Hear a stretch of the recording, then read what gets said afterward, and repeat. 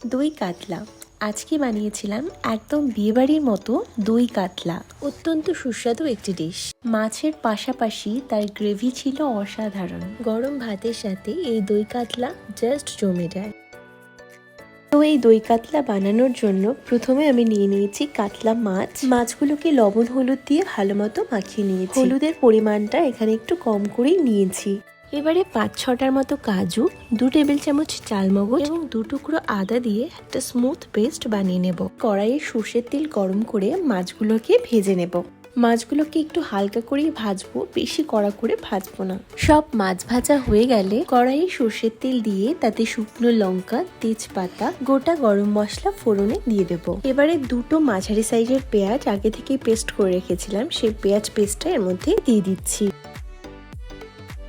এবারে এতে পরিমাণ মতো নুন, হলুদ, শুকনো লঙ্কা গুঁড়ো দিয়ে মশলাটা বেশ ভালো মতো কষিয়ে নেব।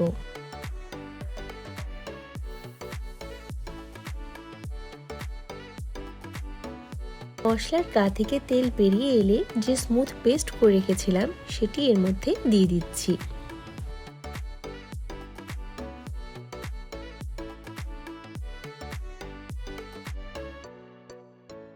সামান্য একটু জল দিয়ে আমি সমস্ত মশলাগুলোকে ভালো মতো কষিয়ে নিচ্ছি।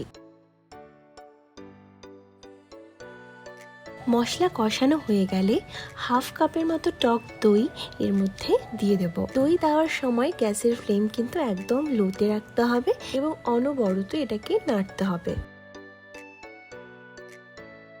এবারে 1 কাপের মতো জল আমি এর মধ্যে দিয়ে দিলাম। জল ফুটে এলে 4টে কাঁচা লঙ্কা এর মধ্যে দিয়ে দিয়েছি। এবারে মাছগুলো এর মধ্যে দিয়ে দেব। 1 চা চামচের মতো চিনিও আমি এর মধ্যে দিয়েছিলাম, বাট কোনো কারণে স্কিপ হয়ে গেছে। আপনারা অবশ্যই চিনিটাও এর মধ্যে দেবেন। শেষ পর্যায়ে গরম মশলা ছড়িয়ে দিয়ে 1-2 মিনিট রান্না করলেই কিন্তু আমাদের দই কাতলা একদম রেডি। গরম ভাতে এই দই কাতলা অসাধারণ লাগে খেতে। আপনারা অবশ্যই একবার হলেও এটি বাড়িতে ট্রাই করবেন। তো এই ছিল আজকের রেসিপি। দেখা হচ্ছে অন্য কোনো রেসিপি নিয়ে। ততক্ষণ অবধি ভালো থাকবেন, সুস্থ থাকবেন। টাটা। তো আমার এই রেসিপিটি যদি আপনাদের ভালো লেগে থাকে প্লিজ লাইক কমেন্ট করবেন এবং আমার চ্যানেলটি সাবস্ক্রাইব করতে ভুলবেন না। Thank you.